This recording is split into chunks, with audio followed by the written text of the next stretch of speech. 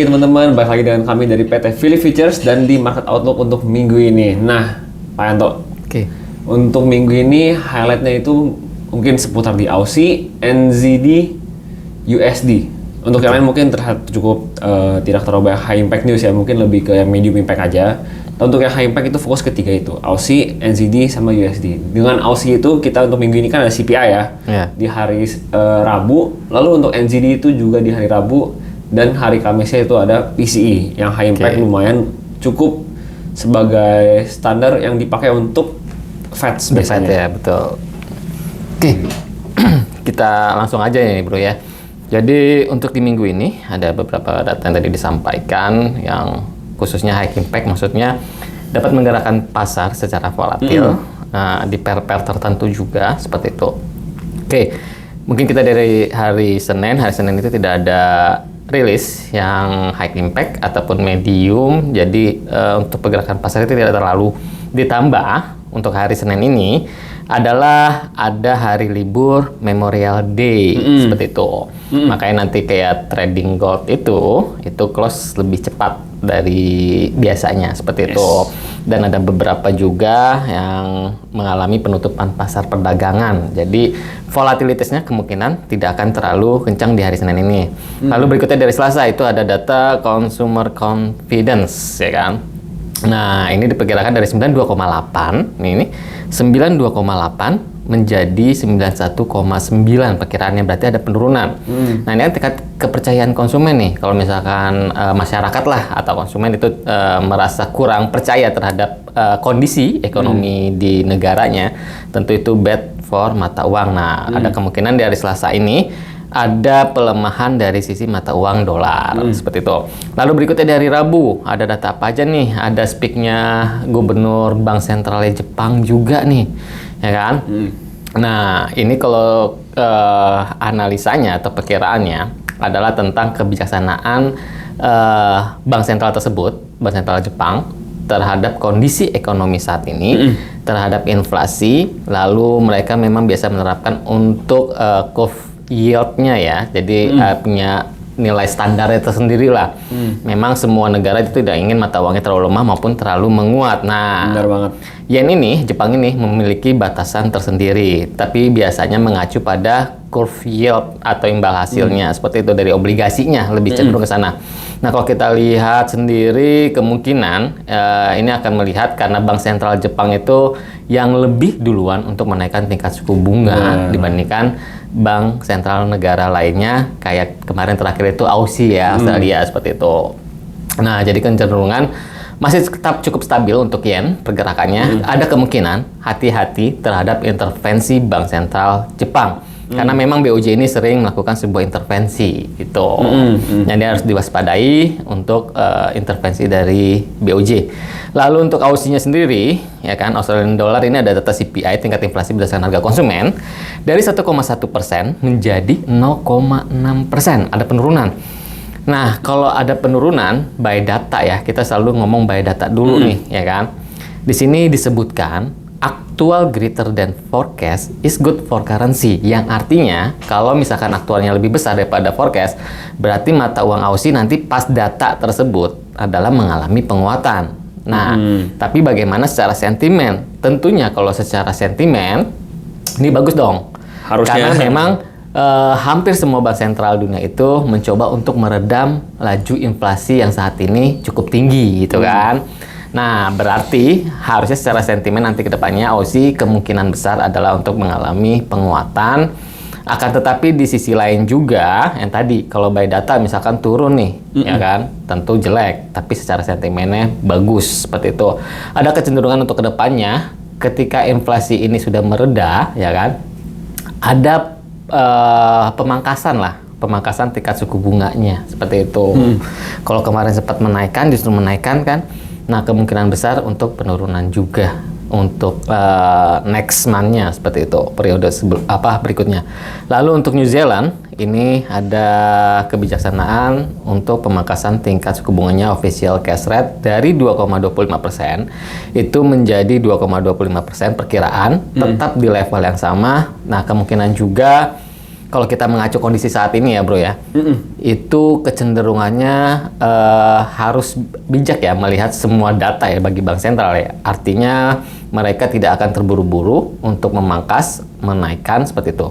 Jadi kalau menurut analisa saya, ini adalah kecenderungan untuk tetap di level yang sama. Karena kondisi saat ini di global itu masih khawatir terhadap inflasi, walaupun kita tahu ada ada sebuah kemajuan lah dari sebuah negosiasi ya, katanya Iran akan membuka kembali Selat Hormuznya. Nah, tapi di satu sisi memang dari Amerika Serikat ada beberapa part yang akan masih tetap dia blokade. Artinya Amerika Serikat ini, Trump ini ingin memonopoli lah, istilah kasarnya seperti itu. Nah, kecenderungan berarti biasanya ada gesekan kembali nih. Nah, itu menjadi kekhawatiran para pelaku pasar, investor, dan masyarakat dunia. Sehingga tidak akan terburu-buru untuk memangkas tingkat suku bunganya. Seperti itu untuk New Zealand maupun untuk menaikkannya. Jadi diperkirakan tetap sama. Jadi untuk kondisi New Zealand, per New Zealand, itu akan tetap stabil. Seperti itu. Lalu berikutnya, di hari Kamis ada data PCE. Tadi Bro Peter sampaikan. Ini ya menjadi acuan bagi The Fed atau Bank Sentralnya Amerika Serikat untuk membuat keputusan terkait tingkat suku bunga ke depannya. Karena yang diambil memang PCE-nya, kalau tingkat inflasinya dibandingkan data CPI. Jadi PCE-nya yang diambil. Personal Consumer Expenditure, seperti itu. Nah, inilah yang diambil oleh The Fed dibandingkan CPI. Nih, kalau kita lihat dari bulan-bulan sebelumnya nih, oke. Dari bulan Maret ke April, 0,4%, perkiraan 0,4% tetap sama. Lalu di bulan Aprilnya dari 0,4%, lalu aktual 0,4% ini dilihat. Lalu juga pada April 30 dari 0,4%, perkiraan 0,3%, ini sesuai. Nah, apakah perkiraan saat ini untuk core PCI-nya akan tetap sama 0,3%, seperti itu? Berarti kita coba lihat lagi nih CPI data kemarin nih, ya kan? Itu apakah sama, apakah turun, atau apakah naik untuk data CPI-nya Amerika Serikat ya. Nah, ini di 2 minggu yang lalu, oke, kita coba refreshing data CPI Amerika Serikat. Nih, kita lihat data CPI Amerika Serikat. Kita pakai yang monthly, bukan yang inti ya, yang tidak termasuk energi dan makanan. Nah, ini sesuai dengan apa yang diperkirakan. Walaupun ada penurunan, tapi semua sesuai, tidak terlalu jauh. Berarti ada kemungkinan untuk data di hari Kamis untuk PCE-nya, kalau kita lihat dari bulan-bulan sebelumnya tadi kan, nah itu kemungkinan akan tetap sama di level 0,3% nih. Nah, jadi apa dampaknya terhadap nanti pasar gitu kan? Terhadap Amerika Serikat, apakah dia akan menguat atau dia akan melemah? Nah, kalau kita lihat sendiri, di satu sisi untuk aset safe haven seperti dolar, emas masih tetap jadi primadona lah ya untuk dibandingkan dengan aset investasi lainnya. Sementara itu mungkin bisa tertekan dari sisi mata uang dolarnya itu kalau kita melihat ada sesuatu hal yang baru dari negara-negara lainnya. Kayak kemarin itu sempat juga kan tertekan ketika Aussie menaikkan tingkat suku bunganya, itu dolar sempat tertekan tuh. Artinya dari situ bisa membuat mata uang lainnya mengalami penguatan. Nah, kalau dari sisi data PCE tetap sama, berarti masih cukup stabil lah. Lalu ada berikutnya data GDP-nya, ya kan, dari 0,7% menjadi 2,1% di jam yang sama, di jam 7.30 PM atau jam setengah 8 malam ya. Waktu Indonesia Jakarta ini diperkirakan naik 2,1%. Jika misalkan ini sesuai, berarti kan inflasi tetap terkontrol. Lalu pertumbuhan kesehatan ekonominya mengalami kenaikan. Tentunya dolar akan otomatis mengalami penguatan. Orang trust lah kan terhadap si mata uang ini, terhadap negara tersebut. Berarti ada potensi untuk dolar mengalami penguatan pada perdagangan hari Kamis nanti. Lalu dampaknya terhadap mata uang yang lain bagaimana? Tentu akan mengalami penurunan, dan juga emas juga bisa terkoreksi kembali. Walaupun saat ini pergerakannya itu ada open gap up. Karena apa? Karena pembicaraan itu ada titik temu atau ada kemajuan dalam sebuah negosiasi. Artinya Iran Amerika Serikat itu membuka kembali pembicaraannya, ada sedikit titik temu yang intinya membuat inflasi itu mulai mereda kekhawatirannya. Jadi gold itu bergerak naik pada perdagangan hari Senin ini. Nah, di hari Kamis kemungkinannya akan mengalami penurunan atau koreksi kembali setelah dolar mengalami penguatan melalui data PCE dan juga data GDP-nya atau produk domestik brutonya PDB.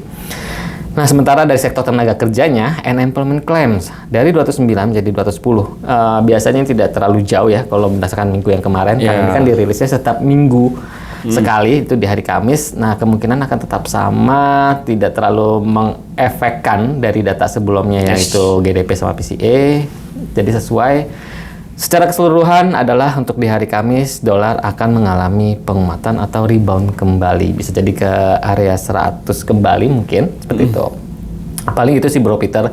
Jadi selama seminggu ini, di minggu ini ada potensialnya pergerakannya masih akan cukup sideways secara weekly ya, seperti itu. Oke. Nah, mungkin belakangan semua mata itu tertuju ke Strait Hormuz lagi. Yes. Ya, pagi di Sabtu kemarin dan Minggu kemarin banyak beredar ya akan negosiasi. Bahkan sudah negosiasi, lagi negosiasi, tapi deal itu belum tercapai nih. Betul. Belum disampaikan ke kita secara official tuh dealnya seperti apa. Ya, kalau secara official memang kita belum dapat ya, tapi paling tidak ada perundingan kembali itu membuka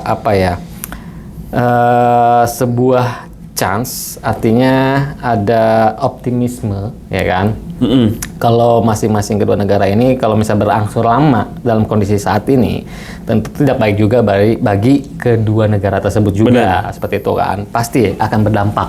Makanya mereka mencoba kembali untuk negosiasi, belum deal secara 100%, tapi ada titik temu nih, kayak kemarin ada pernyataan, ya kan?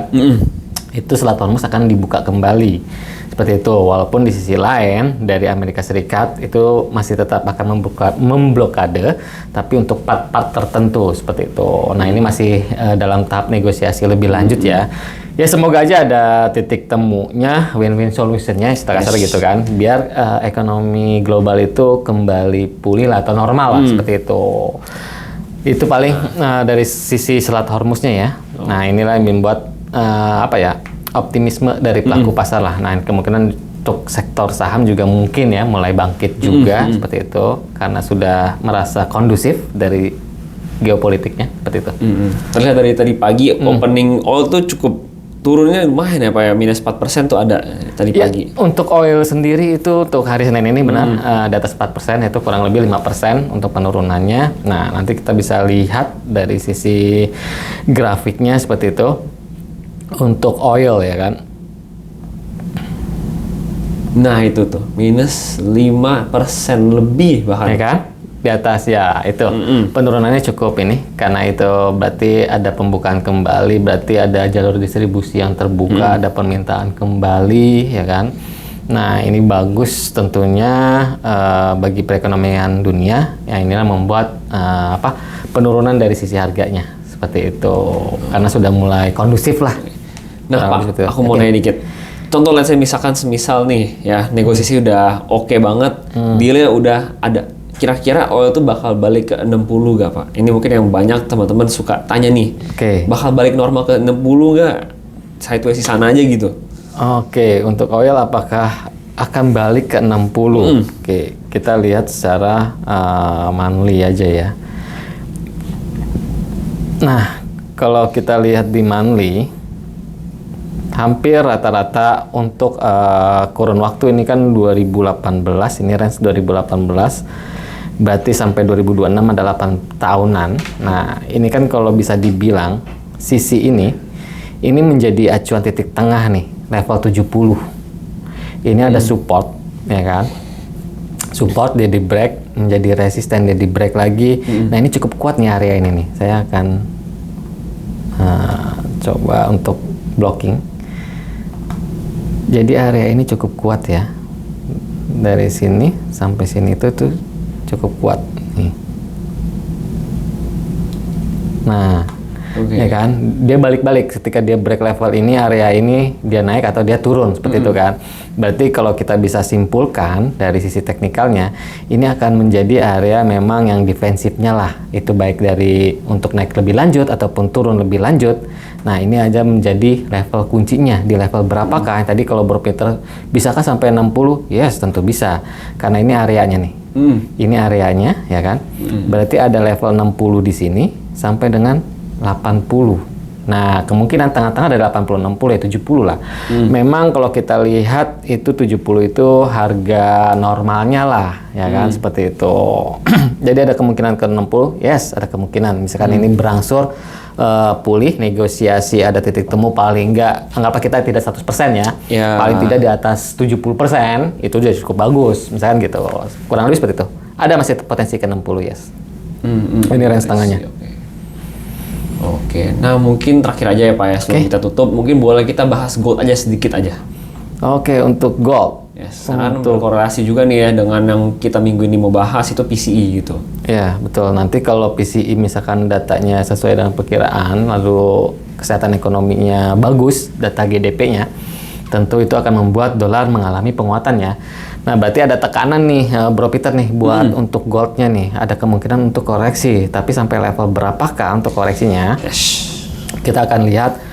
Kalau lihat di sini dari bentuk strukturnya di time frame daily, karena kita melihat seminggu ini ya, berarti kita melihat dari high-nya daily per daily-nya ya kan. Ini ada lower yang semakin, ada higher yang semakin rendah ya kan, higher low seperti itu kan. Lalu ini terakhir ini juga ada lower low ya kan, lowernya semakin merendah. Artinya untuk trend daily ini atau paling tidak semingguan ini pergerakannya itu masih bearish ya. Nah, ini kalau kita bisa tarik garis trend line-nya seperti itu. Ini masih cukup bearish seperti itu. Nah, ini kita lihat nih, lowernya semakin low, higher-nya semakin low juga. Nah, di level berapakah paling tidak kalau kita mau membuat apa ya? Area untuk kita ambil posisi sell atau buy itu kan di resisten atau di support sebelumnya yang terkuat. Nah, berarti ini kan ini akan menjadi area sell-nya seperti itu kan. Ini akan menjadi area sell-nya. Apakah cukup panjang? Yes, karena kita ini berdagangan untuk seminggu ke depan. Artinya kalau untuk kita perkiraannya atau analisa seminggu ke depan, berarti untuk minggu ke depannya juga untuk tradingnya. Bahkan bisa jadi sebulan. Nah, ini berarti kan tipikal untuk trader swinger ya. Karena kita melihatnya dari data untuk seminggu ke depan seperti itu. Nah, kalau untuk perharinya nanti kita breakdown kembali. Nah, ini trennya sedang turun. Artinya di sini ada percobaan. Kita akan melihat di time frame H4 ya.